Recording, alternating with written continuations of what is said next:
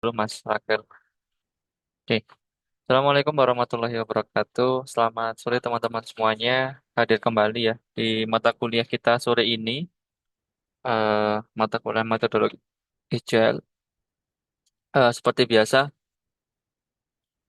bagi teman-teman yang mungkin dalam kondisi yang tidak memungkinkan untuk fokus ya, dimohon untuk mengusahakan ya bagaimana caranya supaya bisa kita sama-sama saling sharing gitu ya berkaitan dengan mata kuliah hari ini supaya sama-sama mendapatkan manfaat antara saya yang menyampaikan dan juga teman-teman yang saat ini mendengarkan apa namanya materi yang saya sampaikan seperti itu. Yang kedua, tolong juga mungkin teman-teman ya, Mas Rakil dan kawan-kawan, barangkali rekan-rekannya ada yang belum bergabung pada sore hari ini, bisa diajak gitu ya, diajak untuk segera bergabung supaya juga bisa mendapatkan manfaat mata kuliah ini seperti itu. Supaya nanti semuanya bisa sama-sama mendapatkan hasil yang baik gitu ya. Itu aja. Oke teman-teman, hari ini kita akan mengulas kembali berkaitan dengan materi ya yang sudah kita dapatkan atau kita bahas pada minggu sebelumnya, yaitu tentang masalah agile.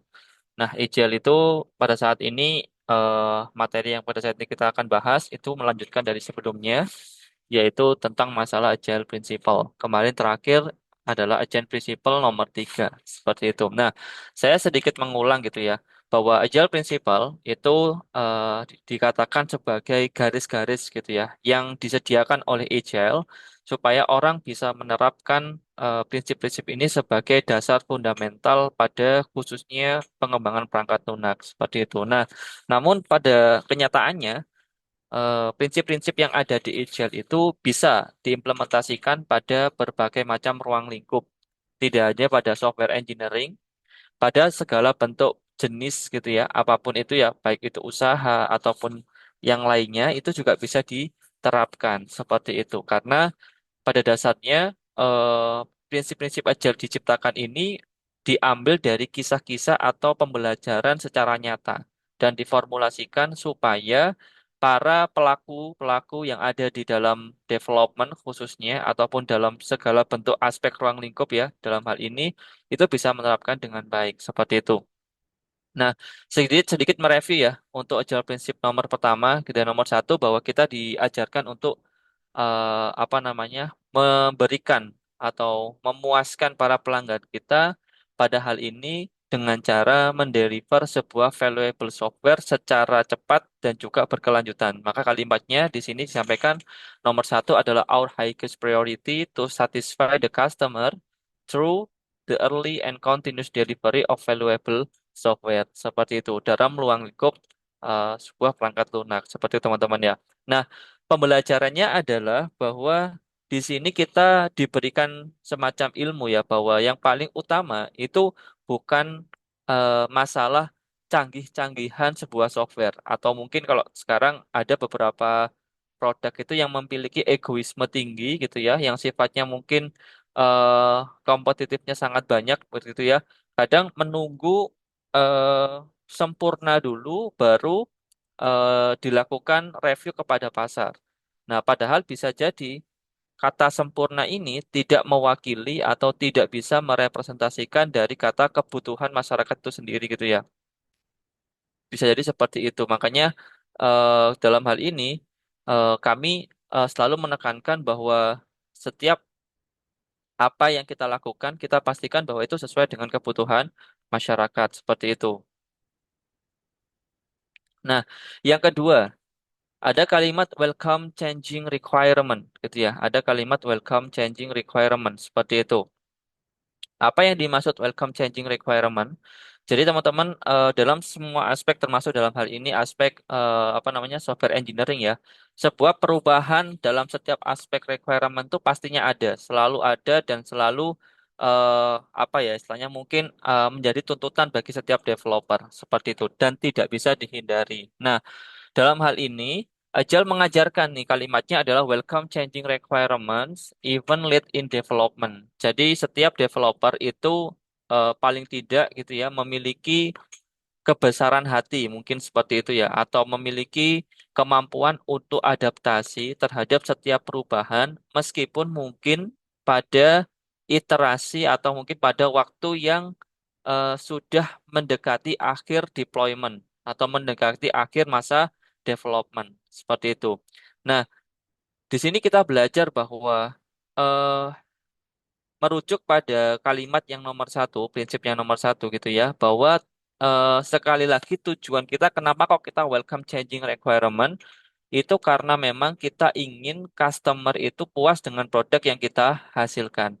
Maka kalimat yang kedua di prinsip yang kedua gitu ya, agile processes harness change for the customer's competitive advantage gitu ya, bahwa proses agile itu tidak hanya merespon gitu, tidak hanya beradaptasi terhadap perubahan, tapi kalimatnya harness change, menunggangi perubahan. Nah, kalimat harness change itu merujuk ada pada orang-orang agile selalu bisa menemukan solusi-solusi yang tepat sasaran terhadap setiap perubahan yang mungkin terjadi pada produk yang kita berikan atau yang kita kerjakan. Nah, perubahan itu ada beberapa hal gitu ya. Bisa jadi teknologinya, kebutuhannya, arsitekturnya, dan lain sebagainya.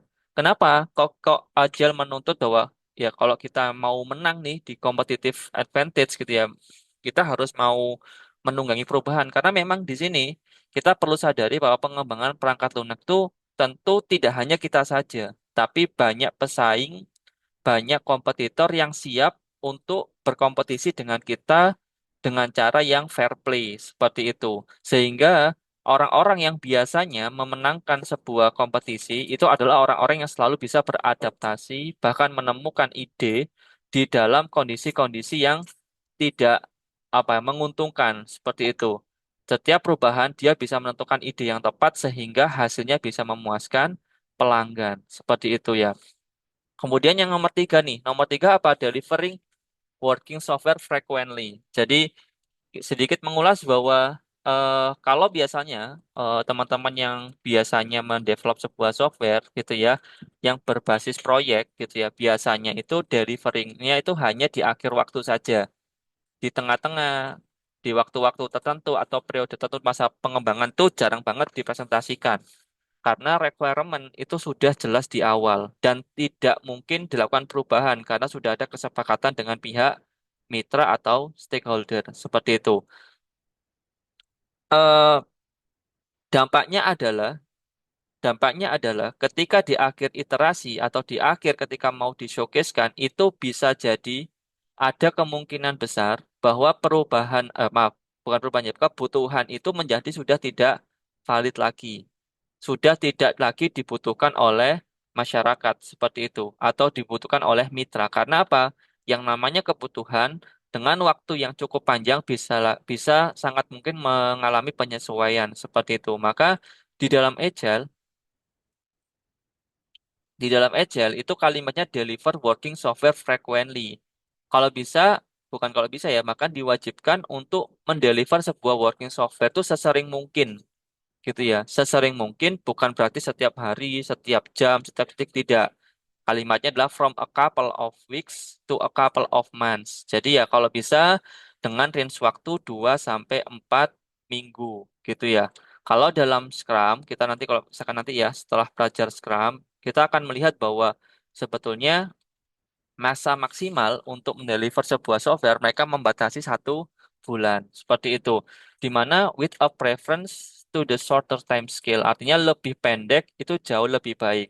Nah, pertanyaannya gini, apa sih dasar menentukan waktu berapa minggu tim saya mampu mendeliver sebuah produk seperti itu? Karena hal yang paling sulit itu adalah untuk menentukan kesepakatan periode waktu seperti apa yang kita bisa jalankan secara sustainable atau berkelanjutan. Nah, jawabannya adalah bisa yang pertama masalah scope produknya gitu ya. Ruang lingkup produknya sejauh apa ditentukan atau mungkin disepakati.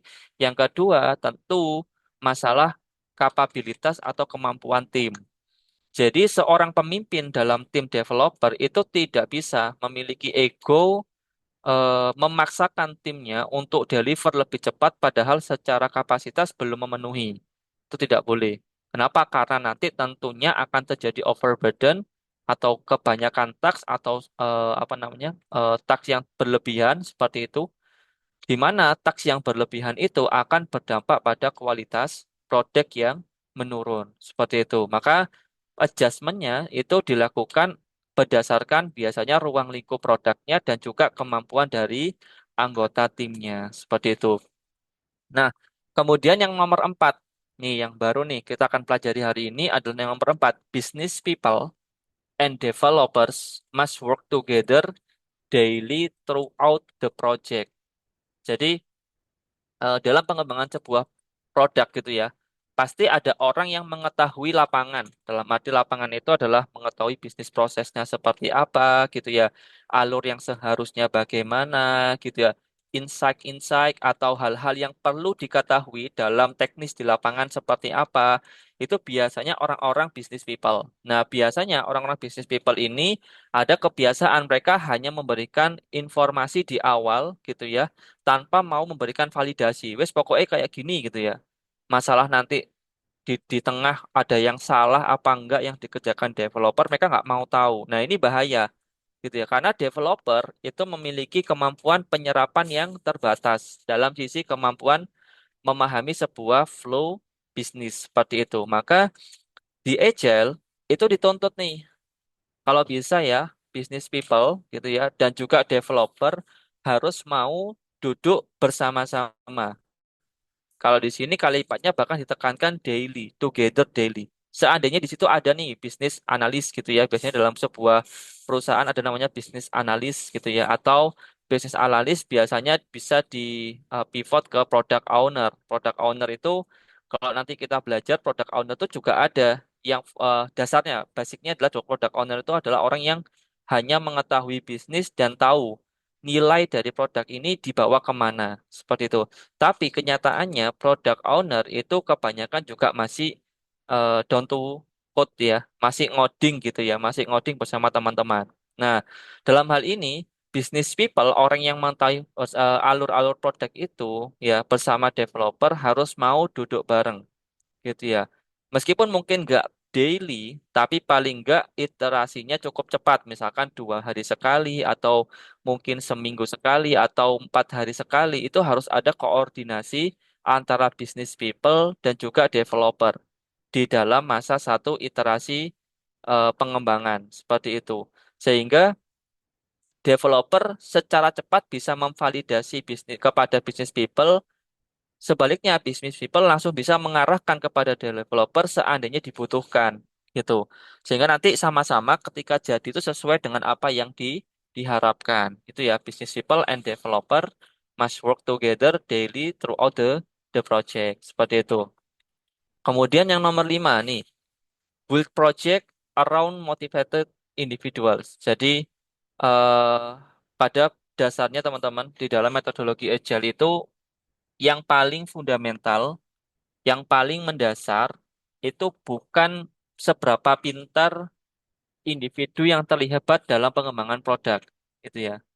Bukan eh, seberapa cerdas dia menyelesaikan masalah, bukan. Tapi yang paling diinginkan oleh atau yang paling diharapkan di dalam agile team adalah orang-orang yang memiliki karakter-karakter yang baik. Baik dalam arti apa? Ya mungkin dalam arti ini ya motivatednya bagus, punya proaktif, punya growth mindset, kemarin kita sudah bahas gitu ya, punya resilience yang baik gitu ya, punya inisiatif yang bagus gitu ya, mau self organize dan lain sebagainya, bisa dipercaya dan juga bisa memberikan kepercayaan. Nah itu contoh dari individual dengan karakter yang tepat.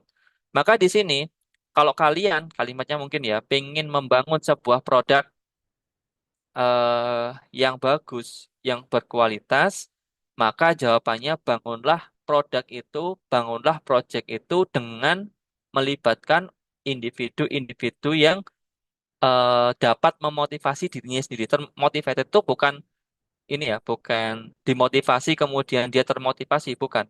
Tapi dia bisa memunculkan motivasi dari dalam dirinya sendiri. Seperti itu.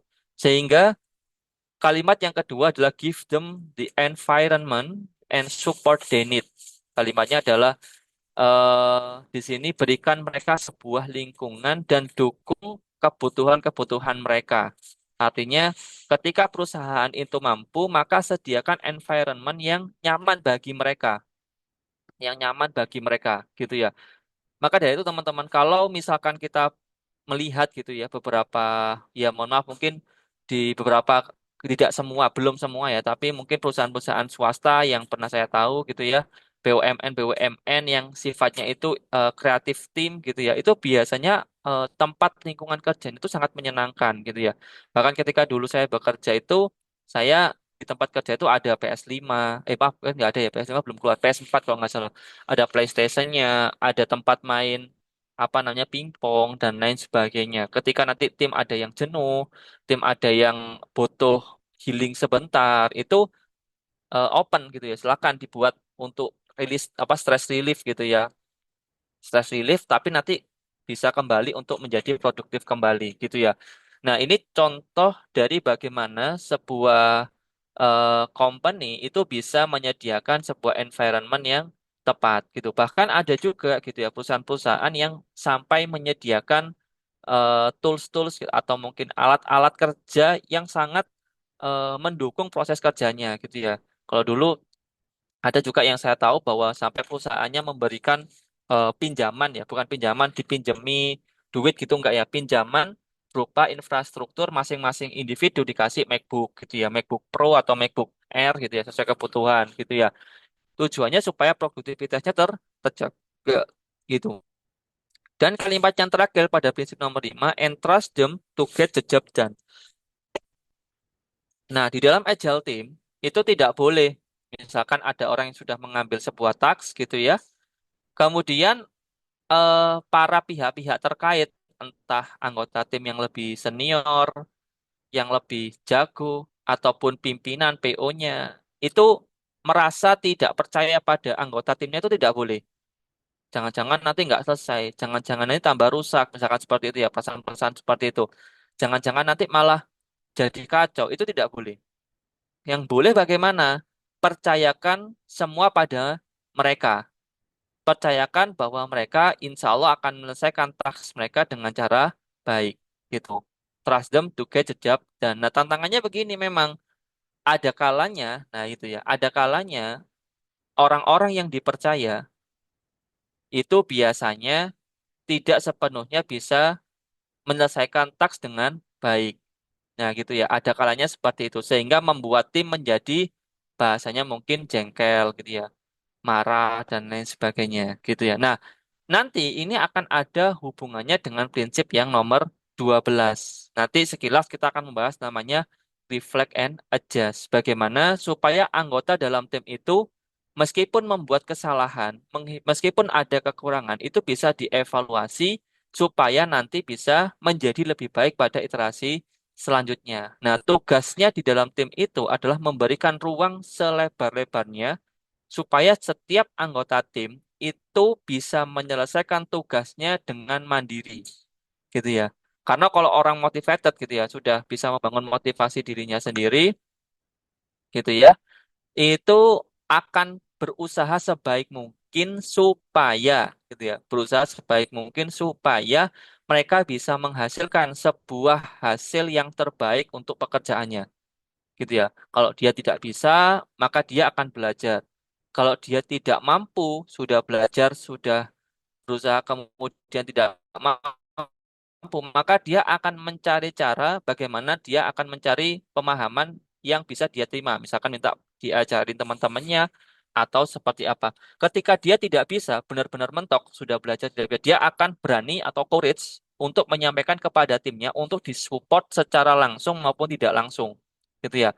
Karena biasanya ada nih keterbatasan kemampuan, sudah dilakukan eksperimen gitu ya dalam sebuah tim, ternyata yang bersangkutan belum mampu mengimplementasikan ya, sehingga butuh support dari tim yang lain untuk membantu memberikan pengetahuan penyelesaian yang tepat. Tapi tugas dari tim yang pertama harus percaya dulu sama dia gitu ya. Kalau sudah percaya sama dia, maka percayalah bahwa tugas itu akan selesai dengan segala bentuk konsekuensinya. Nanti baru dievaluasi ketika sprint berakhir. Itu yang nomor 5. Kemudian yang nomor 6 nih, the most efficient and effective method of conveying information to and within a development team is face-to-face conversation. Nah, ini nih, monggo ya. Ini kalimatnya gini nih, metode yang paling efektif dan efisien dalam mendapatkan sebuah informasi di dalam development team, diskusi, mencari solusi terhadap permasalahan, ya melakukan apa namanya reflect and adjust itu yang paling baik adalah face to face conversation. Apa nih face to face conversation itu gimana sih ya? Face to face conversation adalah sebuah diskusi saling tatap muka antara satu dengan yang lainnya nih. Nah, sebenarnya teman-teman, saya itu setiap semester gitu ya. Kebetulan ini semester pertama saya memegang mata kuliah metodologi Agile. Ini saya lihat ada 33 orang yang join dari 80 orang gitu ya yang sudah terdaftar sebagai PJJ. Tapi nanti tetap yang absen semuanya gitu ya. Nah, sebenarnya apakah kami dirugikan sebagai dosen gitu ya? Jawabannya tentu tidak gitu ya. Saya hanya menyayangkan gitu ya. eh, Dana atau biaya yang kalian keluarkan tidak dimanfaatkan secara maksimal untuk mendapatkan keilmuan. Ya, nggak tahu nih apa masalahnya, mungkin males gitu ya, karena online, jadi mungkin cenderung untuk tidak mendengarkan, yang penting absen atau bagaimana. Padahal uang yang dikeluarkan itu bukan uang yang sedikit, saya rasa seperti itu. Nah, biasanya teman-teman, nah ini biasanya kalau saya mengadakan kelas ataupun diskusi secara online, itu saya akan mewajibkan untuk open cam. Nah, silakan nih bagi teman-teman yang tidak ada kesibukan atau memungkinkan untuk open cam, silakan open cam gitu ya. Harapannya adalah supaya kita sama-sama tahu gitu ya. Kalau komunikasi kita bisa ketemu orangnya, mungkin nanti di jalan bisa bertemu, apa salam sapa gitu. Itu bisa lebih bagus lagi.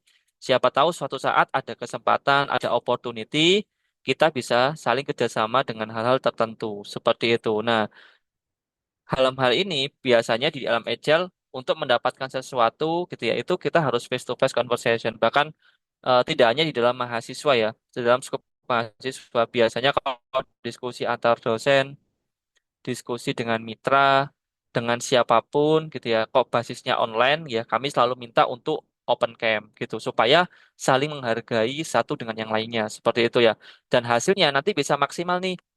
Hasilnya bisa maksimal nih, artinya bisa maksimal tuh bagaimana gitu ya. Anda juga bisa fokus karena open cam biasanya akan tertuntut untuk mendengarkan. Saya sendiri juga bisa maksimal menyampaikan karena biasanya nanti akan ada feedback-feedback yang bisa kita diskusikan bersama. Seperti itu. Itu tujuannya seperti itu. Nah, dalam hal ini gitu ya. Dalam hal ini biasanya dalam sebuah perusahaan gitu ya, ada juga gitu ya yang mewajibkan teman-temannya meskipun WFH atau WFE gitu ya, work from everywhere atau work from home gitu ya, itu mewajibkan tuh setiap seminggu 2 kali atau 3 kali untuk ke kantor gitu ya. Tujuannya untuk diskusi aja gitu. Tujuannya buat apa nih? Dikumpulkan dalam bentuk offline karena supaya apa menganalisa apakah ada sebuah apa namanya impediment hambatan atau tantangan-tantangan yang dihadapi dan perlu disolusikan bersama. Kalau nanti misalkan nggak ada, ya sudah dilanjutkan dengan development di kantor gitu ya. Kalau seandainya ada, akan dijadikan pembahasan untuk melakukan preventif ya, tindakan pencegahan supaya tidak terjadi error seperti itu. Nah, kemudian yang nomor 7. Sebelumnya dari 6 nih, ada yang apa namanya dari business people and developer must work together daily throughout the project. Yang nomor 5, build project around motivated individuals, give them the environment and support they need, and trust them to get the job done. Kemudian yang nomor 6, the most efficient and effective method of conveying information to and within a development team is face-to-face conversation. Ada yang mau kita diskusikan? Silakan.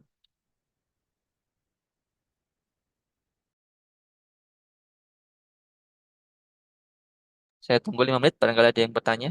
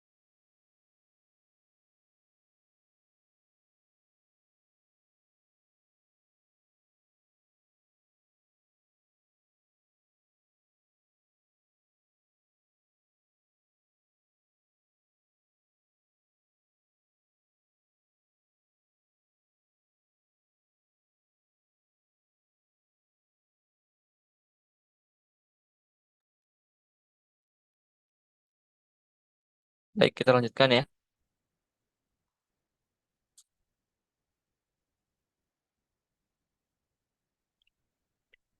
Baik, yang nomor 7. Ya,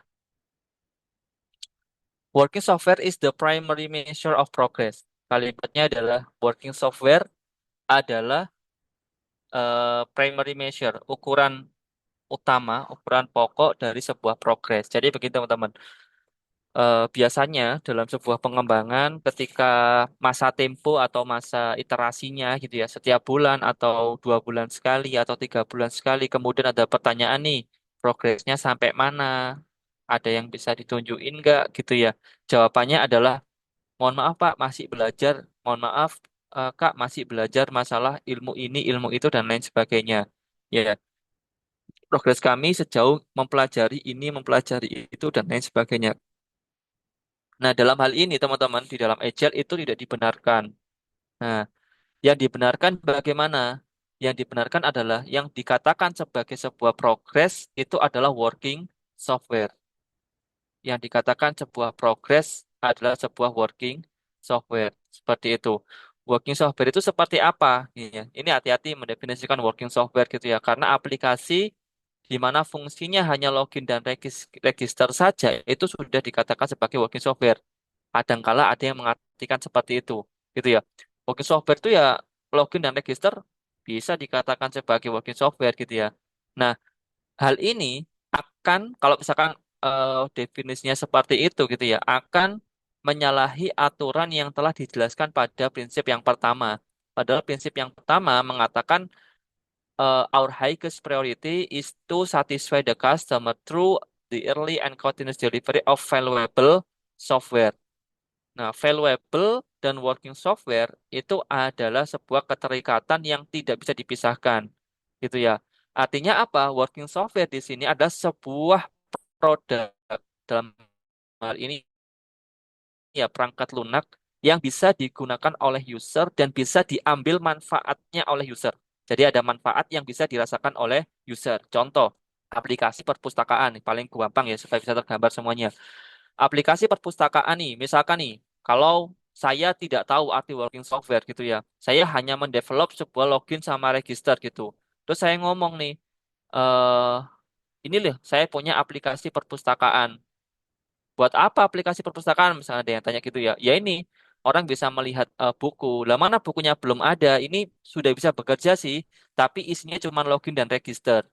Lah terus manfaatnya apa ya? Belum ada, ya dilihat-lihat aja aplikasinya. Nah, itu working software tapi not valuable gitu ya. Maka yang dimaksud working software di part nomor 7 ini yang dinyatakan sebagai progress adalah sebuah aplikasi yang sudah bisa bekerja dan dirasakan manfaatnya oleh user. Contohnya tadi, saya membuat aplikasi, belum ada login register, tapi sudah ada halaman untuk melihat daftar buku yang ada gitu ya. Sehingga ketika saya tanya, ini aplikasi apa Mas? Ini aplikasi untuk perpustakaan Pak, Bu, gitu ya.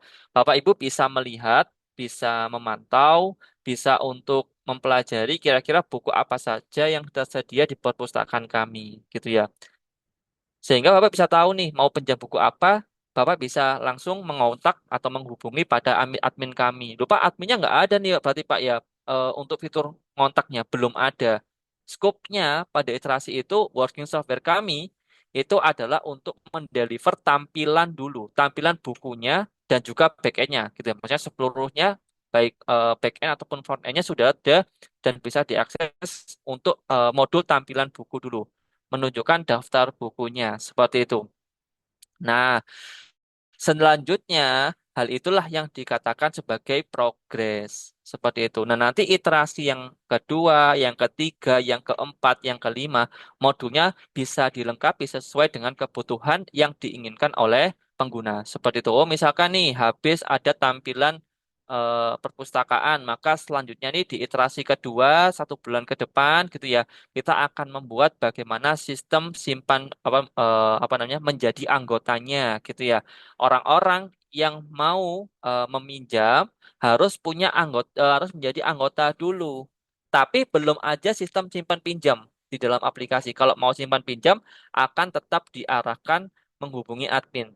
Tapi yang terpenting sudah ada fitur untuk menambah menjadi anggota. Kelebihannya apa? akan di-track nanti, oh anggota ini pernah pinjam apa. Tapi untuk menambahkan pinjam apa, pinjamnya ke siapa, dan lain sebagainya masih back-end-nya masih fake atau masih belum terinstall seperti itu. Baru nanti ketika sudah banyak yang join, request buku banyak ya, otomatis kan nanti adminnya akan apa ya banyak pekerjaan tuh ya. Nah, disitulah baru dibuatkan sistem peminjaman seperti itu. Fitur peminjaman. Jadi eh, fitur peminjaman bisa dikerjakan di 1 bulan selanjutnya gitu ya.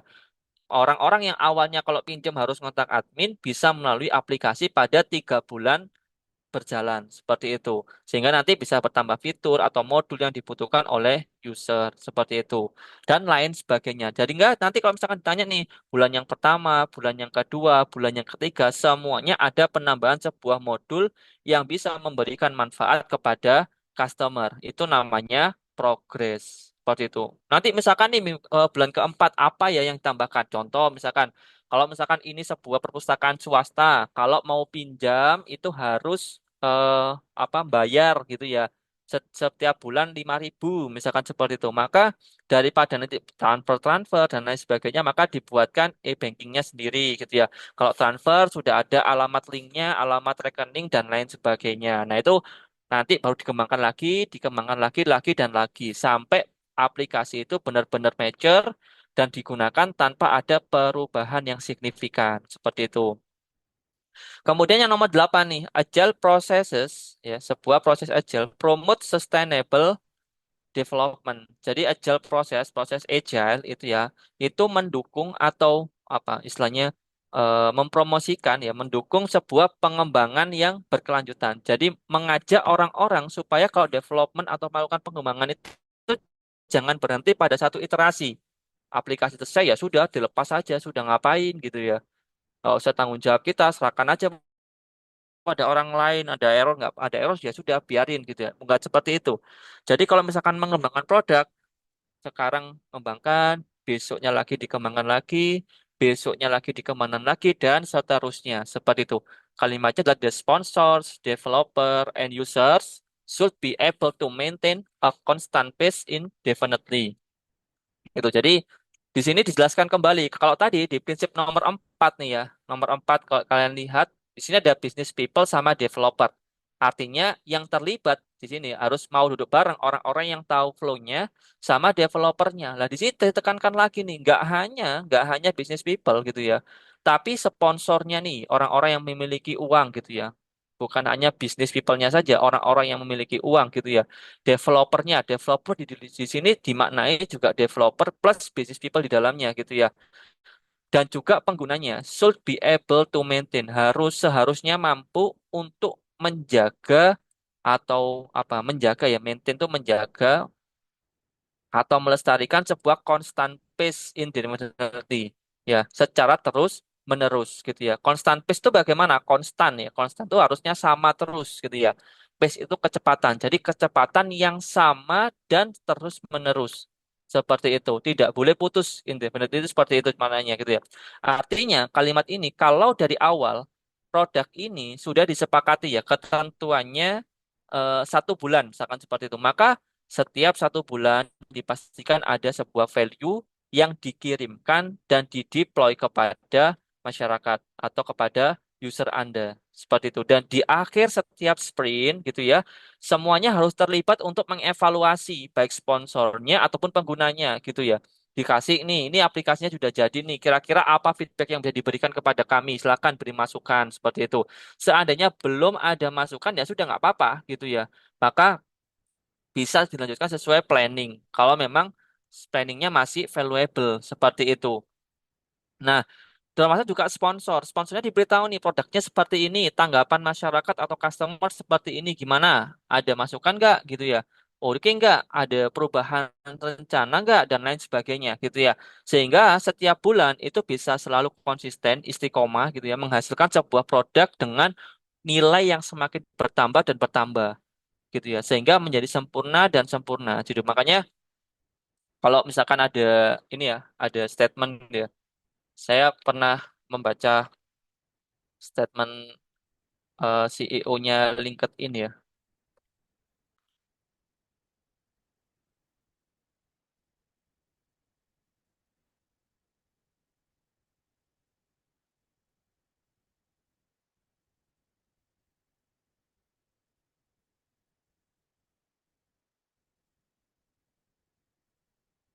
Kalimatnya adalah, bentar, tak carikan yang agak terang ya.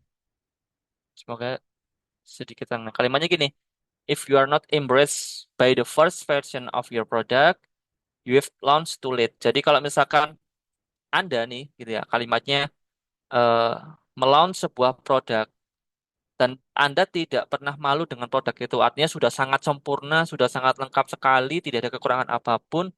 That means itu artinya you have launched too late. Artinya produk Anda itu sudah terlambat seperti itu. Nah, sehingga yang perlu dipastikan adalah bukan rasa malunya yang dibesarkan, maka validasinya yang dilakukan. Segala bentuk masukan itu harus diterima dengan hati yang lebar-lebar gitu ya. Baik itu masukan yang positif ataupun yang negatif. Biasanya yang negatif ini beraneka ragam bahasanya. Ada yang disampaikan dengan baik, dengan bahasa yang sopan, dengan bahasa yang menyenangkan, bisa diterima dengan banyak orang. Ada yang kalimatnya itu kalimat kasar gitu ya. Ada yang namanya masukan, kritik, dan saran pasti ada. Tapi itu menjadi sebuah value bagi seorang yang sudah bisa menerima sebuah ini ya, sebuah apa namanya, sebuah masalah atau sebuah perubahan atau sebuah masukan gitu ya, feedback gitu ya. Maka harusnya nanti bisa mengambil hikmah gitu. Oh, orang ini marah nih karena memang fiturnya kayak gini nih. Kita harus sempurna ini ya gitu. Nah, seperti itu harusnya. Maka di sini Agile mengajarkan bahwa kita harus senantiasa membuka hati dan pikiran atas segala bentuk kemungkinan feedback yang akan diberikan oleh sponsor ataupun pengguna. Nah, feedback inilah yang dijadikan dasar untuk memvalidasi sprint selanjutnya atau iterasi selanjutnya. Itu backlognya atau daftar pengerjaan atau pekerjaan yang akan dilakukan pada sprint selanjutnya itu atau iterasi selanjutnya itu masih valid apa enggak. Kalau enggak valid, maka harus segera disesuaikan. Kalau valid, ya monggo bisa lanjutkan seperti itu. Kemudian yang nomor 9, continuous attention to technical excellence and good designs enhance agility. Gitu ya. Kalimatnya adalah eh, berikan perhatian secara terus-menerus gitu ya terhadap technical excellence. Technical excellence itu berarti kemampuan kita dalam membuat produk dalam hal ini ya hard code gitu ya. Bagaimana hard code kita bisa maksimal gitu di dalam apa namanya mempelajari atau mengembangkan sebuah produk ya. Aplikasinya bisa ada clean code-nya gitu ya. Maksudnya sudah menerapkan clean code gitu ya. Kemudian untuk menghindari bug atau defect secara maksimal menggunakan sudah bisa menggunakan automated testing, kemudian bisa melakukan refactoring dan lain sebagainya. Codingnya bisa dilakukan maintenance dan scalability dengan mudah dan lain sebagainya. Tapi ingat, bukan itu menjadi hal dasar yang apa ya menjadi dasar yang harus diketahui lebih awal gitu ya. Oh, berarti kita harus fokus belajar tools tapi tidak memperhatikan karakter. Nah, itu menyalahi aturan gitu ya. Karena nomor 9 harus sejalan dengan nomor 5 gitu ya. Di mana perbaiki dulu individunya baru kita fokus untuk mengenhance namanya kemampuan hard skill. Seperti itu, continuous attention to technical excellence. Gitu ya. Di sini menunjukkan teman-teman bahwa di langit masih ada langit. Jadi di atas kita ada langit, masih ada langit gitu ya. Jadi jangan pernah merasa Anda itu kalau bahasa kita ya ada sebuah arti pattern namanya rising star ya. Rising star itu gini, baru belajar HTML sudah merasa orang paling pintar sedunia gitu ya. Ada yang baru belajar bahasa Flutter, Dart gitu ya. Tak sudah merasa orang paling jago membangun mobile sedunia gitu ya. Ada yang baru bisa desain pakai Figma, pakai apapun apa law-nya tadi nanti gitu ya. Itu sudah merasa bahwa dia paling jago sedunia. Nah, itu jangan sampai seperti itu karena kita harus tetap terbuka terhadap segala bentuk perkembangan teknologi yang ada dan pengetahuan yang ada dalam menunjang pengembangan perangkat lunak seperti itu. Bisa jadi gitu ya. Contoh gini, saya juga pernah sampaikan gitu ya. Contoh pada saat ini nanti teman-teman di semester 5 ya, semester 5 kalau nggak salah atau semester 4 itu akan ada mata kuliah namanya Flutter atau rekayasa eh, pemrograman perangkat bergerak gitu ya. Nah, mobile itu atau aplikasi pengembangan mobile itu akan menggunakan Flutter. Nah, unfortunately atau sayangnya gitu ya, Flutter itu dikembangkan oleh Google dan divisi pengembangan Flutter di Google itu sudah dibubarkan. Jadi saya dapat info kalau Flutter di Google itu sudah dibubarkan. Jadi nggak ada pengembangan lebih lanjut dari framework Flutter itu sudah tidak ada. Kenapa kok Google membubarkan gitu ya? Ya karena sudah ada bahasa lainnya yang sebelumnya mungkin eh, eh, bahasanya sudah lama sebenarnya, tapi dulu belum bisa diporting ke iOS dan Android, sekarang sudah bisa. Nah, daripada Google berpikir untuk membangun framework sendiri, maka dia mau mempivot kemampuan atau codingnya dia itu ke Kotlin multi platform namanya. Seperti itu. Nah, itu contoh. Bisa jadi hari ini Anda belajar Flutter, nanti sudah lulus Anda diminta untuk belajar Kotlin multiplatform tadi. Artinya jangan pernah berhenti belajar dan jangan pernah bosan untuk belajar karena belajar itu akan dibutuhkan sampai Anda tua. Mungkin mohon maaf ya, mungkin sampai tutup usia seperti itu karena namanya belajar tidak mengenal waktu dan usia seperti itu. Yang kedua, good design. Good design hubungannya dengan arsitektur aplikasi ya. Bahasanya mungkin arsitektur database-nya, arsitektur code-nya seperti apa, coupling cohesion dan lain sebagainya. Bagaimana diciptakan supaya semuanya itu bisa modularitas, artinya bisa dikembangkan secara modul, secara modularity ya. Ketika satu dikembangkan, tidak akan berimpact pada modul yang lainnya. Itu namanya good design. Selain itu juga termasuk bagaimana menciptakan atau mengembangkan sebuah flow dalam aplikasi biar hasilnya maksimal gitu ya. Flow-nya bisa dipahami dengan baik, flow-nya bisa dipahami dengan maksimal. Nah, itu contoh dari good design. Nah, ketika kita mau apa punya perhatian lebih berkelanjutan pada good design apa dan juga technical excellence itu akan mengenhance agility kita. Artinya gini, agility yang dimaksud gimana Pak gitu ya. Ini ada hubungannya dengan yang ada di nomor 2, welcome changing requirement gitu. Ketika kemampuan semakin meningkat ya, ngodingnya semakin bagus gitu ya, desain yang ditanamkan juga semakin bagus dan lain sebagainya. Ketika ada perubahan apapun, meskipun di akhir waktu, maka dia akan selalu terbuka untuk perubahan tersebut. Karena desain yang dibangun itu sudah sangat memungkinkan dilakukan penyesuaian. Sudah sangat memungkinkan untuk dilakukan penyesuaian. Seperti itu. Maka dari itu, teman-teman harus bisa nih gitu ya. Bukan harus bisa ya, dituntut atau dituntut harus punya kesemangatan mau belajar. Karena belajar itu harusnya membebaskan, bukan mengekang gitu ya. Semakin Anda disiplin buat belajar, maka suatu saat nanti Anda akan semakin bebas untuk mengembangkan apapun gitu ya. Bahasa apapun, produk apapun pasti akan Anda bisa lakukan karena sudah punya kemampuan yang maksimal. Seperti itu. Oke, nomor 10. Simplicity. Simplicity ya, kesederhanaan atau kerampingan gitu ya. Simple.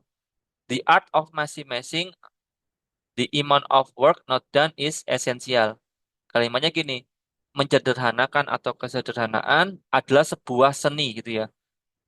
Seni apa? Seni memaksimalkan sejumlah pekerjaan yang tidak perlu dikerjakan. Kita break sebentar, mungkin di pause dulu rekamannya karena ada 5 menit ya.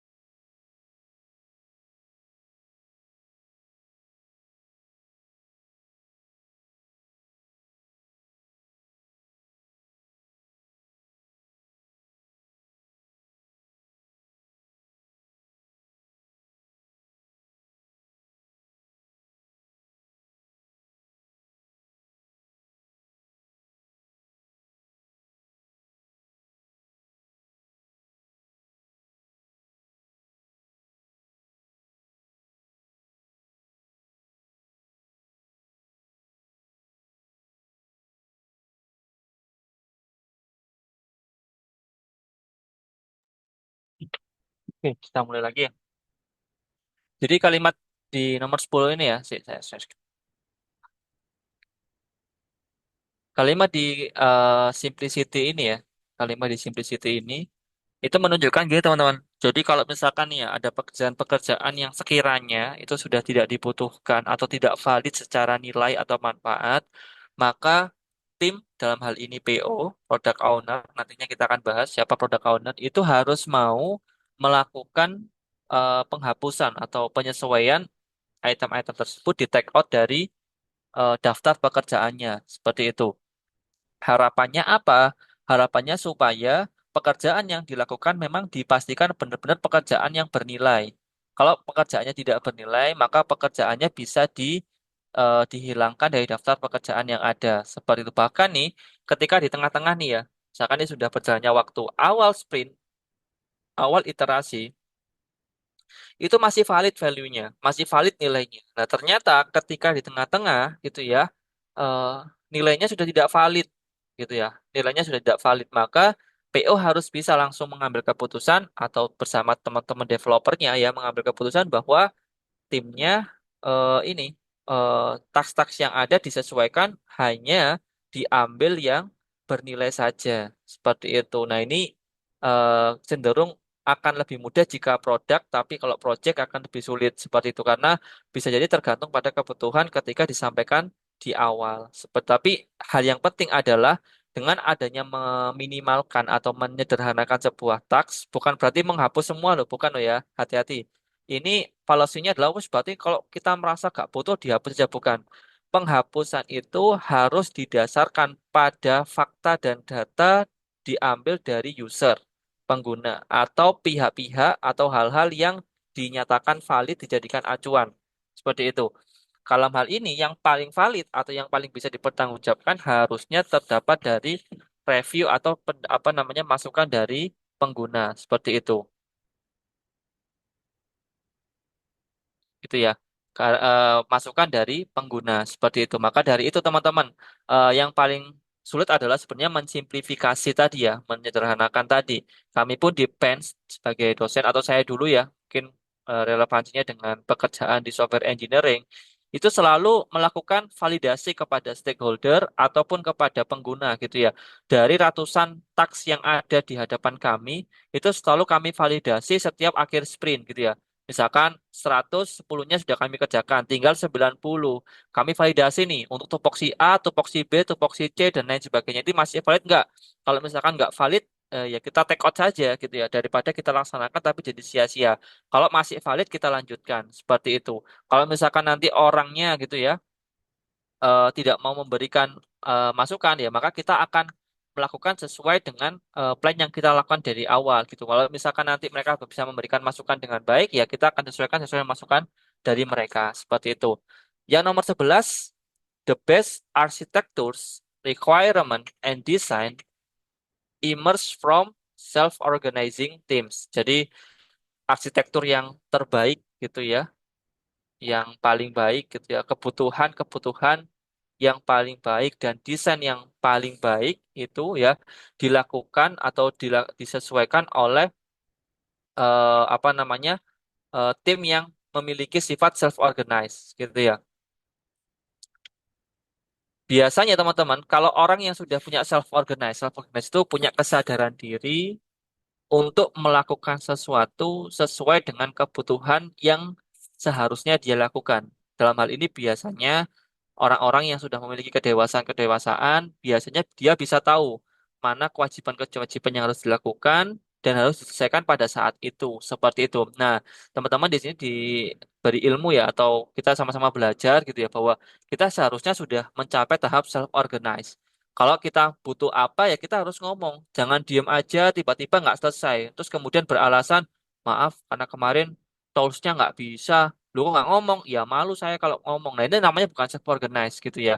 Dia tidak punya inisiatif, tidak punya proaktif untuk menyampaikan seperti itu. Nah harusnya bagaimana? Harusnya adalah eh, tim atau anggota yang di dalam tim itu harusnya mau untuk itu ya memiliki self organize, memiliki kesadaran untuk melakukan yang terbaik untuk pengerjaan di dalam timnya seperti itu sehingga nanti akan muncul ide-ide yang baik gitu ya. Misalkan kalau misalkan ada permasalahan apa gitu ya, permasalahannya harus diselesaikan gitu ya, maka timnya juga akan bisa memberikan support ide dan lain sebagainya. Ini arsitektur yang baik seperti ini contohnya gitu ya, contohnya gitu ya. Oh, ini harusnya permasalahan seperti ini, solusinya seperti apa? Pengalaman kalau misalkan diselesaikan dengan cara A akan memiliki banyak defect, harusnya dengan cara B dan lain sebagainya. Sehingga tidak ada dependen ke pihak terkait. Semua tim ikut terlibat dan ikut berpikir dalam menentukan solusi yang paling baik. Sehingga hasilnya juga maksimal karena setiap anggota itu punya pendekatan yang maksimal juga seperti itu. Kemudian yang nomor 12, at regular intervals, the team reflects on how to become more effective, then tunes and adjust its behavior accordingly gitu ya. Jadi di sini menunjukkan teman-teman kita belajar bahwa pada jarak khusus gitu ya, reguler artinya itu ya pada jarak tertentu gitu ya, pada interval tertentu biasanya di sini diarahkan bahwa tim melakukan sebuah refleksi. Kalau bahasa kita ya mungkin musahabah atau introspeksi gitu ya. Bagaimana caranya on how to become more effective? Kira-kira nih kekurangan dari kita ini apa gitu ya. Kemarin kesalahan-kesalahan yang kita lakukan apa gitu ya. Kemudian bagaimana solusinya supaya di iterasi selanjutnya itu bisa jauh lebih bagus gitu ya. Then tunes and adjust its behavior accordingly. Jadi kemudian disesuaikan, kemudian ditingkatkan sesuai dengan kesepakatan yang sudah disepakati pada eh, rapat tersebut atau diskusi tersebut gitu ya. Jadi teman-teman ternyata gitu ya setelah kita melakukan praktik termasuk di PJJ ini saya juga nggak tahu ya nanti PJJ itu di semester depan ada biasanya praktikum pengembangan perangkat lunak gitu ya. Nah, praktikum pengembangan perangkat lunak itu dulu atau semester sebelumnya kita itu ditanya nyoba menerapkan sama seperti di reguler di PENS yang tatap muka ini ya. Teman-teman PJJ kami samakan dengan eh, di reguler di PENS gitu ya. Di mana pelaksanaannya adalah kita akan membuat tim. Tim itu kami minta untuk mengembangkan satu produk di mana setiap bulan itu harus sudah ada working software dan valuable software. Jadi sebuah aplikasi yang bisa bekerja dengan baik dan bisa memberikan manfaat kepada customernya. Hanya saja sayangnya melakukan pekerjaan dalam PJJ ini ya, yang sifatnya bertim dan menghasilkan sebuah produk itu sangat sulit sekali. Karena yang pertama tidak tatap muka, sehingga banyak yang tidak memiliki atau tidak merasa punya tanggung jawab membantu menyelesaikan, gitu ya. Sehingga aplikasinya nggak jadi, gitu ya. Dan akibatnya ya banyak yang mengulang, gitu ya. Mengulang artinya di semester depan ada yang beberapa atau mungkin di semester antara gitu ya, ada yang mengulang mata kuliah karena produknya nggak jadi, anak-anaknya juga hanya omdo bahasanya mungkin ya omong doang gitu ya. Katanya dikerjakan tapi tidak dikerjakan. Nah, ini tantangannya. Nah, selama ini yang kita lakukan di dalam PEN sendiri, baik dari si dosen ataupun mahasiswa, biasanya ada yang melakukan atau kita kesepakatan melakukan sebuah reflection just atau mungkin bahasanya musahabah. Apa sih kemarin kesalahan yang kita lakukan? Kemudian apa sih feedback dari mahasiswa? Apa sih yang kita jadikan pembelajaran supaya next nanti kita jauh lebih bagus lagi. Harapannya kita tidak mengulangi kesalahan yang sama seperti itu. Nah, di dalam mahasiswa juga sama. Mahasiswa itu yang reguler ya, yang non PJJ itu ya ada yang mulus-mulus saja, ada yang sampai berkonflik seperti itu. Konfliknya bukan sampai berantem ya, bukan. Tapi mungkin berbeda pendapat saja, gitu ya. Kenapa? Karena menyatukan visi dan misi dalam sebuah tim itu bukan perkara yang mudah, gitu ya.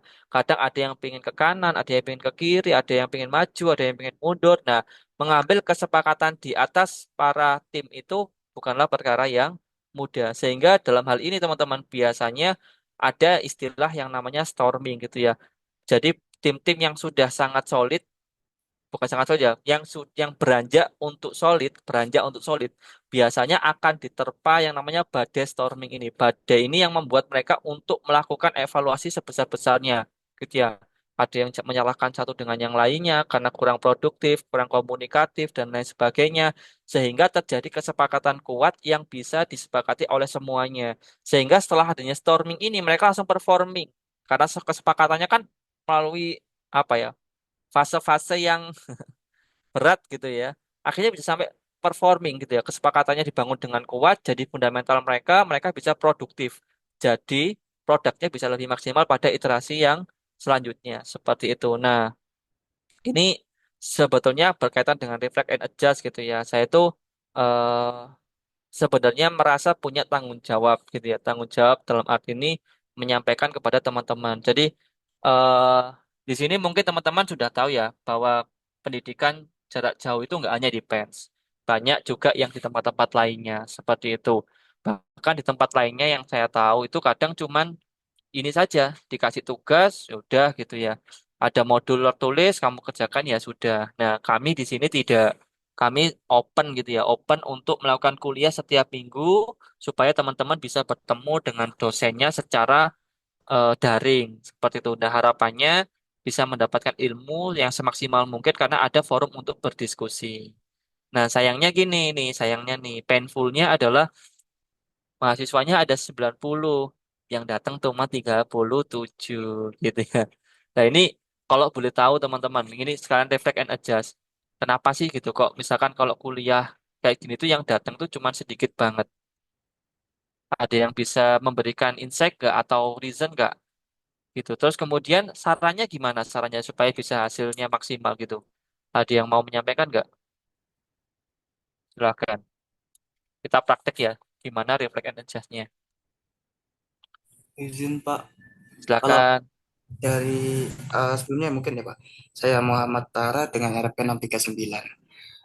Kalau yang saya pahami dari beberapa teman-teman itu karena biasanya mereka bekerja secara full time. Nah, Mm-mm. pekerjaan full time ini pertama kalau di tempat kerja saya sendiri kan sampai jam 4 itu masih memungkinkan untuk mengikuti perkuliahan. Tapi yang namanya Mm-mm. orang habis kerja ya Pak, itu biasanya sudah jenuh, apalagi di Mm-mm. kantor juga banyak yang dikerjakan. Itu satu. Betul. Kemudian untuk teman-teman lain, kalau yang ada di daerah dari di luar pulau saya itu ada, rata-rata mereka bekerjanya antar lintas negara. Jadi biasanya ada yang waktu tidak bertepatan. Misal di sana udah waktu tidur atau seperti apa. Nah, Mm-mm. alasan ketiga biasanya itu karena memang pas mereka itu bekerja di waktu antara sore hingga malam hari. Itu tiga kondisi itu yang saya temui selama ini, Pak. Biasanya Mm-mm. kalau ngobrol sama teman-teman via ini ya, Pak, video call gitu, biasa mereka cerita-cerita juga seperti itu. Itu Oke, dari saya. oke. Eh artinya apa Mas Tara? Kira-kira solusi yang bisa Mas Tara berikan kepada saya, barangkali bisa saya diskusikan dengan pihak eh, Bapak Ibu pejabat PJJ-nya gitu. Karena sejujurnya kalau 70, 90 ya jumlahnya 90 yang datang 40 itu kan banyak banget ya, kurangnya tuh banyak Enggak. banget gitu, setengahnya gitu, Mm-mm. Kalau setahu saya yang paling efektif ya, kalau saya sendiri nggak bisa memberikan secara menyeluruh apa ya. one time solution gitu, Pak. Tapi Hmm. kalau dari beberapa pengalaman juga, biasanya untuk tugas berbasis project itu sangat berpengaruh, Pak. Biasanya tugas berbasis project, apalagi kalau yang mengerjakan sedikit ya Pak. Misalnya satu kelompok itu cuma dibatasin 3-4 orang, itu apalagi kalau misalnya setiap kali kita presentasi itu ada bimbingan Pak. Misalnya kita membuat suatu aplikasi, nanti kita di apa namanya presentasi, kemudian nanti diarahkan ini kemana-mana apa kurangnya seperti itu lebih terarah. Itu waktu itu pernah di database Pak, kami disuruh membuat suatu database. Hmm. Nah, itu kalau nggak salah ada beberapa, kami ada berapa orang, sekitar empat orang per kelompok, itu bikin satu database. Iterasi pertama nggak terlalu bagus, jadi nanti dosennya yang ini meluangkan waktu di waktu-waktu tertentu mengikuti jadwal kami atau kami yang mengikuti jadwal dari dosen untuk membahas itu. Jadi ya sekitar 5 sampai 10 menit cuma untuk membahas revisinya aja. Kurang lebih seperti itu, Pak. Kemudian kalau yang dari perkuliahan saya belum bisa memberikan ini tambahan saran, Pak. Oke, terima kasih Mas Dana. Yang lain, mungkin teman-teman ada yang menyampaikan. Silakan Mas Gilbert ya, apa? Raizen. Siapa namanya Mas Gilbert ya? Sani, Pak, Sani. Oh, Sani ya Nah, Allah. Maaf, maaf Mas Sani. Monggo Mas Sani. izin Pak, dari sarannya Mas Tara tadi nggih. Ya. Itu menurut saya idenya cukup bagus Pak. Mengingat juga ini kan kita juga sudah mulai diajarkan terkait dengan materi apa namanya metodologi agile ini Pak. Saya rasa eh, pembentuk implementasi dalam suatu proyek bentuk yang cukup relevan gitu Pak. Jadi kita bisa melihat eh, bagaimana sih gitu. Kita coba simulasikan dalam bentuk kelompok bagaimana pemahaman kita terhadap materi metodologi ini dalam dalam dalam menerapkan SDLC-nya seperti itu Pak. Hmm, SDLC dengan metodologi agilnya. Saya rasa seperti itu Pak mungkin. Oke, terima kasih Mas Sani. Ada lagi teman-teman? Bahkan menarik ya.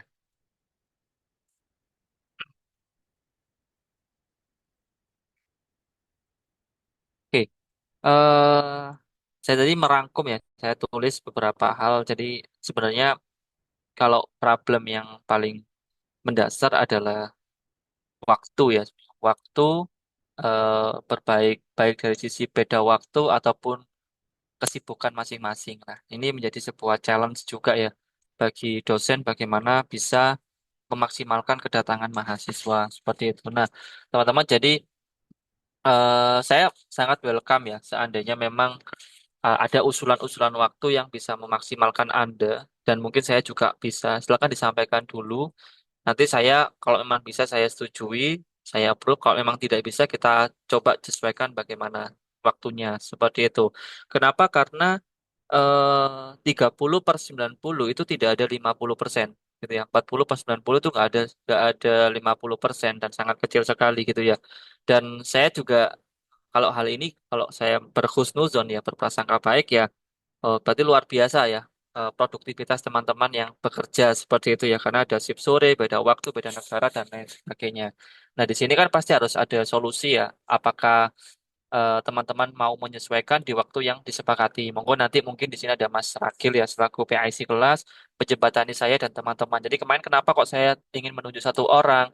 Karena saya rasa berdiskusi sesama teman itu jauh lebih terbuka daripada berdiskusi dengan dosen seperti itu. Dan saya terbuka saja nanti misalkan Mas Rakil selaku PIC menjembatani saya untuk diskusi kepada teman-teman, gimana nih supaya paling enggak kedatangan itu bisa 100% gitu ya, 90%, 100% gitu ya. Kira-kira ada usulan waktu enggak gitu ya. Misalkan jam 3 pagi gitu ya. Mungkin gitu ya. Karena ada beda waktu ya. Kalau yang lain menyetujui silakan. Yang penting sepakatnya hadir semua gitu ya. Dan saya kalau misalkan bisa ya saya lakukan seperti itu. Nah, untuk masalah waktu nanti silakan nanti Mas Ragil ya untuk bisa menjembatani. Dan memang gini teman-teman ya, saya sangat luar biasa ya dalam arti mengapresiasi eh, kesemangatan teman-teman yang mungkin bekerja sambil kuliah. That's very good gitu ya. Itu sangat luar biasa gitu ya. Tapi memang selalu ada konsekuensi yang harus kita ambil dalam mencapai kesuksesan. Nah, saya yakin teman-teman kuliah itu ingin mencapai cita-cita yang lebih tinggi gitu ya. Apapun dalam bentuk apapun itu ya, entah itu karir, usaha, pekerjaan dan lain sebagainya gitu ya. Nah, dalam prosesnya harus ada yang dikorbankan, yaitu waktu belajar. Saya dulu juga pernah teman-teman ya, jadi ketika kuliah saya juga harus menempuh pendidikan yang lain. Jadi dual pendidikan dalam satu kali waktu. Apakah capek? Sangat capek gitu ya. Apakah pengen menyerah? Jelas pengen menyerah. Tapi saya langsung ingat gitu ya. Saya punya cita-cita tinggi, ya maka saya harus jalani dengan pros dan cons ya. Pros dan cons, kelebihan kekurangannya masing-masing. Seperti itu. Nah, saya harapkan ada tadi ya kalimatnya motivated individual. Jadi kalau ada teman-teman yang di sini mungkin motivasinya turun atau semangatnya menurun, maka harusnya teman-teman bisa menaikkan atau membangkitkan semangatnya supaya bisa maksimal lagi seperti itu. Karena memang ya gimana lagi ya, namanya kerja juga kuliah itu pasti capek banget gitu ya. Tapi paling tidak kita memposisikan diri, oh ya ini saya mau menggapai cita-cita, oke lah capek nanti kan pasti akan terbayar dengan kesuksesan yang akan datang. Seperti itu. Itu untuk masalah kejenuhan ya. Untuk waktu nanti minta tolong barangkali bisa dijembatani diskusinya seperti apa.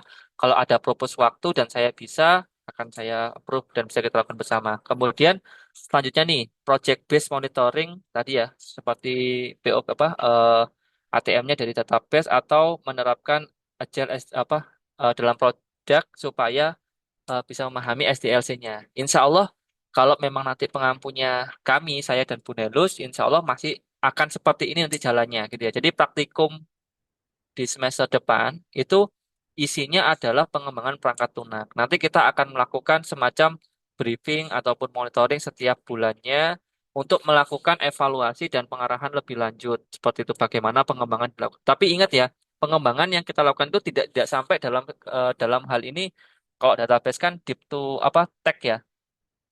Maksudnya langsung ke implementatif ya. Kalau metodologi agile itu tidak sampai ke ngodingnya, hanya bagaimana caranya mengsimplifikasi dan mengarahkan. Nanti secara teknis, teman-teman bisa berkomunikasi dengan dosen-dosen yang ada di mata kuliah berkaitan seperti itu. Karena kami tentu bukan apa ya, satu orang mempunyai banyak keahlian ya. Saya juga bisa web, saya juga bisa mobile, bisa ngerefaktor. Wah itu ya, alhamdulillah bisa. Insya Allah sih, amin bisa ya. Cuman kalau dalam satu kali waktu jelas nggak mungkin gitu ya. Karena kalau misalkan mengembangkan produk dalam satu kali waktu, kemudian dimonitor satu orang, 90 di sini ada 90 orang, dibagi misalkan tadi 3 sampai 4 orang per tim, ya cukup berat juga gitu ya. 30 tim nanti berarti ya. Itu cukup berat juga. Nah, makanya untuk pengembangan khususnya dalam agile development itu insya Allah akan kita lakukan, tapi dalam mata kuliah selanjutnya praktikum. Nah, kalau metodologi agile ini itu ritmenya adalah penanaman fundamental atau keilmuan dasarnya seperti itu supaya nanti teman-teman tahu. Nah, ini benar-benar teori sebenarnya. Kalau penugasannya ya penugasan-penugasan secara teoritis. Jadi kami harapkan bisa maksimal nih teman-temannya supaya dapat ilmu lah minimal tahu dulu namanya Agile itu apa. Karena internasional standar pada saat ini ya. Jadi teman-teman kemarin kami dari tim riset Agile itu dapat masukan gitu ya dari internasional bahwa Agile itu di Eropa itu sudah sangat biasa gitu. Artinya sudah orang-orang sama-sama tahu gitu ya. Mungkin di Indonesia saja barusan terkenal gitu atau barusan dikenalkan gitu ya. Tapi di Eropa itu semua sudah pakai Agile. Artinya kita terlambat. Nah, di sini kita berkenalan dengan Agile, siapa tahu ada yang bekerja di lingkungan yang membutuhkan pengetahuan tersebut seperti itu. Itu mungkin jawaban dari saya. Jadi untuk what to do-nya, silakan nanti Mas Rakil selaku RPIC bisa berdiskusi jika dibutuhkan untuk penyesuaian waktu kuliah. Monggo. Dan kedua, what to do-nya apa bagi teman-teman yang dirasa capek gitu ya, kuliah sambil kerja, ya silakan ditingkatkan semangatnya, motivasinya diingatkan. Ingat tujuan kuliah untuk apa dan harapannya seperti apa supaya nanti bisa termotivasi menjadi lebih baik lagi seperti itu ya. Kemudian untuk project-project yang akan kita lakukan, insya Allah gitu ya, akan kita lakukan pada semester depan ya, karena mata kuliahnya sudah ada namanya praktikum pengembangan perangkat lunak seperti itu. Kurang lebih itu jawaban dari saya. Ada feedback silakan kalau memang ada.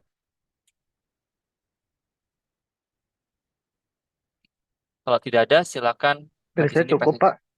Baik, terima kasih Mas Ani. Bentar ya, saya buka presensinya dulu. Which is- Izin Pak, Iya, monggo. saya mau nanya Heeh.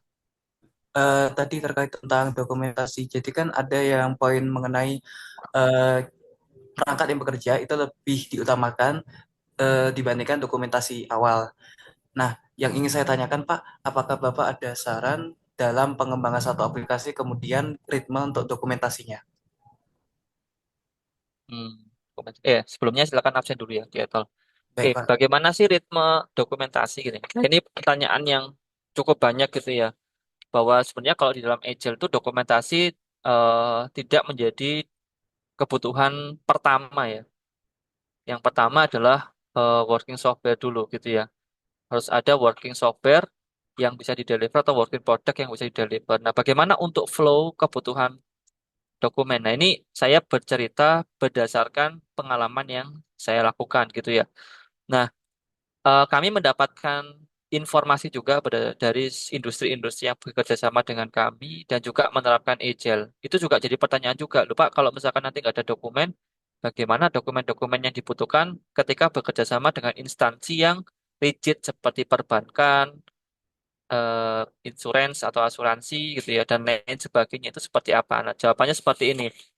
Pada tahap awal, ketika kesepakatan dilakukan atau ketika proses tender ya, kalau bahasanya mungkin tender, itu pihak industri langsung memberikan apa namanya kesepakatan atau membangun sebuah statement bahwa proyek ini akan dijalankan pengembangannya terlebih dahulu.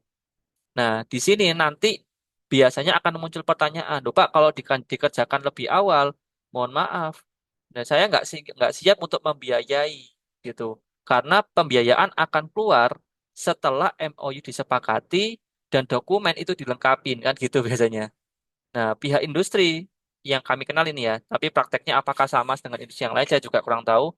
Nah, itu menyatakan nggak apa-apa Pak, nanti seandainya pun gitu ya kesepakatan itu tidak jadi, nggak apa-apa gitu ya. Yang penting kami sudah menjalankan atau mengembangkan produk sesuai dengan kebutuhan dari pihak stakeholder atau pihak tadi yang diajak kerjasama tadi gitu ya. Dan segala bentuk biaya yang keluar menjadi tanggung jawab kami. Misalkan nanti ternyata nggak jadi, ya sudah kami yang akan rugi, bukan pihak stakeholder seperti itu. Nah, harapannya apa? Di step awal itu sudah ada produk yang bisa dihasilkan.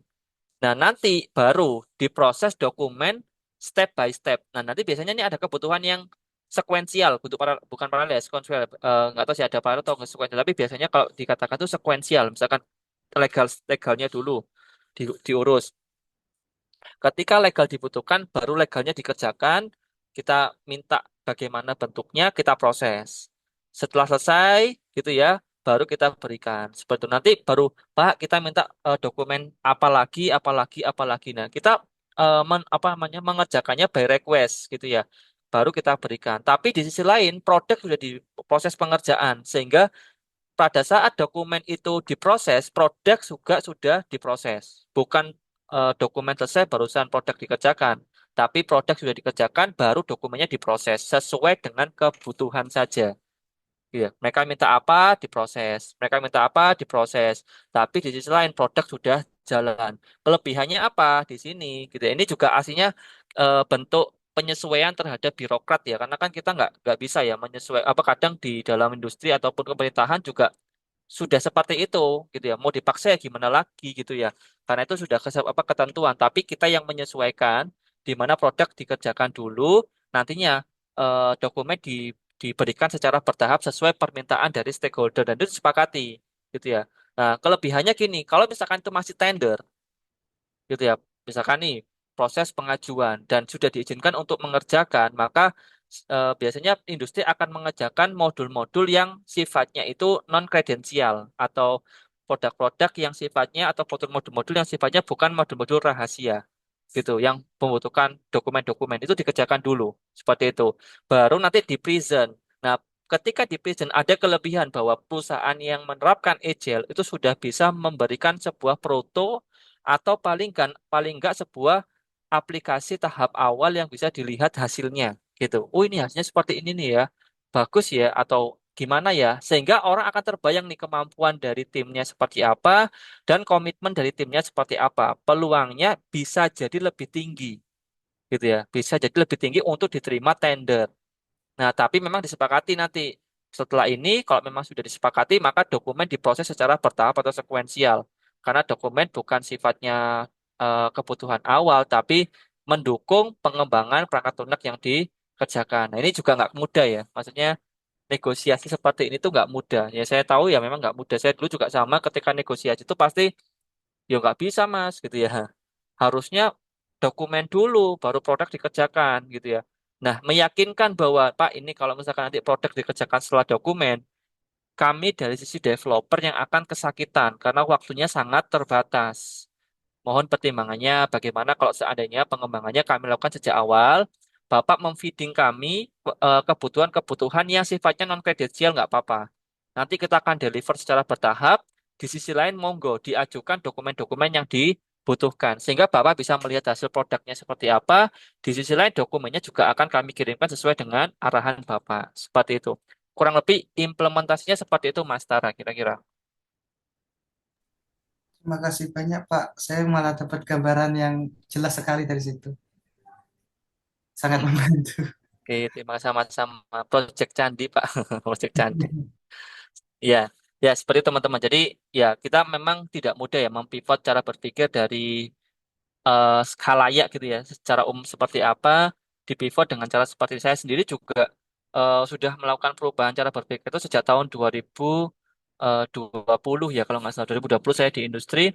Nah itu juga sama. Awalnya keterbiasa dengan waterfall gitu ya karena di perusahaan yang saya tempati terakhir itu dia pakai agile, maka ya saya itu selalu berusaha untuk melobi dikerjakan dulu dokumennya, menyusul sesuai dengan kebutuhan gitu ya. Nah, alhamdulillahnya bersyukurnya adalah ketika kami sudah punya prototype, bukan prototype ya, kalau prototype kan masih desain ya, tapi sudah punya produk early, ya early early produk yang bisa ditunjukkan dengan minim fitur tapi sudah ada valuable-nya, sudah ada value-nya. Itu lebih bisa memberikan gambaran kepada stakeholder untuk tahap pengembangan selanjutnya gitu ya. Oh, kemarin Mas, setelah saya melihat produk Anda ini kayaknya saya berharap untuk ada penambahan apa dan lain sebagainya. Di situ akan menyusun apa requirement yang lebih valid daripada apa yang mungkin dia sudah rencanakan sebelumnya. Dan kalau agile itu nggak fix ya, requirement nggak fix, sifatnya sangat adjustable. Nah, biasanya nanti penagihan akan dilakukan di akhir gitu ya. PO akan dilakukan di akhir gitu ya. Purchase ordernya akan dilakukan di akhir. Misalkan tiba-tiba dari satu modul gitu ya berapa 4 miliar gitu misalkan gitu ya bisa dilakukan seperti itu. Tapi dikerjakan dan requirement disesuaikan berdasarkan eh, permintaan dari stakeholder gitu ya. Silakan Mas Ani. Izin, Pak. Ini menarik sekali, Pak. Karena ini kan kembali lagi ke birokrasi ya, ataupun apa kebutuhan atau negosiasi di stakeholder ya, Pak ya. Mm-mm. Ah, mungkin ini pertanyaan yang menurut saya jadi agak dilema gitu ya, Pak ya. Ya, bagaimana juga seperti ini, Pak? Mengingat tadi kan juga tidak ada nih, belum ada dokumentasi dan kita sudah ada produk awal sebagai Mm, pengganti untuk penggambaran ke stakeholder. Seperti itu ya, Pak ya. mm, Nah, namun bagaimana nih, Pak, ketika seandainya dari si stakeholder meminta atau merasa bahwa, oh, seharusnya nih jangan seperti ini, seharusnya alurnya tidak seperti ini gitu, secara transaksional yang bisa dikatakan itu cukup mm, mayor di aplikasi mm. kita. Nah, kira-kira seperti apa Pak bentuk kita negosiasinya agar agar ya tetap dapat berjalan seperti itu? Mungkin sedikit tips saja Pak gitu. Oke, Seperti apa? baik. Makasih ya. Semoga jawabnya memuaskan ya. Jadi ini eh honestly ya, ini pertanyaan yang menurut saya cukup sulit ya karena mengedukasi seseorang, apalagi orang itu orang yang berpengaruh dalam sebuah perusahaan itu tidak mudah gitu ya. Nah, sama teman-teman. Jadi saya dulu ketika training namanya PSM ya, Professional Scrum Master di Jakarta gitu ya. Itu pengisinya dari Australia gitu ya. Itu pertanyaannya juga sama para orang-orang yang bekerja di dalam startup itu sama gitu ya. Gimana coach kalau kita ada stakeholder yang tidak mudah untuk diberi masukan berkaitan dengan penyesuaian SDLC yang menurut kita itu sudah lebih bagus daripada waterfall gitu. Nah, pertanyaannya gini, that is the challenge of transformation in every organization. Jadi dia ngomong bahwa ya itu tantangan memang gitu untuk memberikan edukasi terhadap setiap stakeholder atau mitra bahkan internal perusahaan Anda bagaimana supaya pola pekerjaannya jauh lebih bagus. Bisa jadi itu nggak bisa dalam satu kali iterasi. Beriterasi, dan beriterasi. Nah, dia bilang gini, di setiap negosiasi biasanya ada semacam hierarki gitu ya. Yang ngobrol ke hierarki yang tinggi harusnya juga sama-sama orang yang punya hierarki yang tinggi. Seperti itu. Misalkan, kalau saya dulu ya, saya pernah ada case di mana saya punya requirement yang di situ ada kebutuhan yang sangat sulit gitu ya. Orangnya minta, wis pokoknya harus seperti itu. Kalau misalkan disesuaikan dengan caranya Mas Adam itu eh, malah nanti merubah dan lain sebagainya. Tapi menurut saya ide yang disampaikan yang bersangkutan itu flow-nya itu salah gitu ya. Salah dalam arti eh, ada pihak ketiga yang menyatakan dan beberapa orang yang menyatakan itu kurang tepat seperti itu. Nah, akhirnya karena saya sebagai bawahan pada saat itu saya berkonsultasi dengan CTO saya gitu ya. Mas, Jadi ada case seperti ini, ada dua pendapat, pendapatnya A dan B. Menurut di lapangan, kondisi B ini jauh lebih valid daripada A, tapi pihak A tidak mau gitu untuk menyesuaikan di pihak B. Gimana Mas gitu? Reasonnya apa? Kita kumpulkan datanya, baru kita edukasi tuh kepada pimpinan. Tapi yang ngomong bukan saya, yang ngomong adalah CTO saya, pimpinan antar pimpinan gitu ya. Berdiskusi, kemudian diambil kesepakatan di situ. Nah, sama juga hal ini gitu ya. Kalau dalam hal ini masalah dokumentasi, kesepakatan bentuk kerja dan lain sebagainya, itu biasanya dilakukan dalam hal pimpinan antar pimpinan atau pengambil keputusan, pengambil kebijakan atau pengambil kesepakatan gitu. Kalau misalkan tidak bertemu titik temu, maka di sini monggo antar pimpinan mau yang siapa yang adjustable atau bagaimana keputusannya. Biasanya kalau tidak ada titik temu, tidak ada yang atau ada salah satu pihak yang berpotensi akan dirugikan, maka biasanya yang dirugikan akan menarik diri. Seperti itu. Ya sudah, Pak. Kalau kita tidak bertemu titik terang dengan kesepakatan yang ada, ya sudah saya mungkin back off aja, ya mundur saja gitu. Karena kalau ini dikerjakan, misalkan saya harus urus dokumen dulu, kemudian baru dokumen nanti saya baru jalan produk, saya pasti akan kesakitan untuk ngerjainnya. Jadi kalau Bapak tidak berminat atau tidak bersedia dengan cara yang saya lakukan, ya saya akan mundur. Tapi kalau misalkan nih orangnya welcome gitu, misalkan nggak apa-apa Mas, tapi nanti eh, dikerjakan dulu aja, cuman kita legalnya sambil berjalan nggak apa-apa ya. Jangan di akhir banget, tapi sambil berjalan. Nah, nanti kita akan feeding informasi-informasi based on dokumen. Misalkan, oh dokumen ini belum keluar, maka informasi ini nggak boleh keluar, gitu. Tapi untuk yang umum kita keluarkan dulu. Ketika itu dirasa make sense, maka silahkan dilakukan. Nah, proses edukasi ini memang tidak semuanya gampang, Mas Ani. Saya ngomong tidak semuanya gampang karena saya sendiri mengalami kalau edukasi itu kadang malah bahasanya mungkin ya kitanya yang dibodoh-bodohin gitu. Bodoh kamu gitu, nggak kayak gitu. Nah, tapi yang namanya edukasi itu selalu ada apa ya pemahaman-pemahaman yang bisa kita sampaikan gitu. Ketika nanti sudah mentok ya sudah disampaikan, ternyata tidak mendapatkan respon positif, maka keputusan dikembalikan kepada kita. Kita dalam arti bisa ke developer atau pihak pengambil kebijakan gitu. Kalau pengambil kebijakan ya udah lakukan sesuai dengan apa yang mereka minta ya sudah.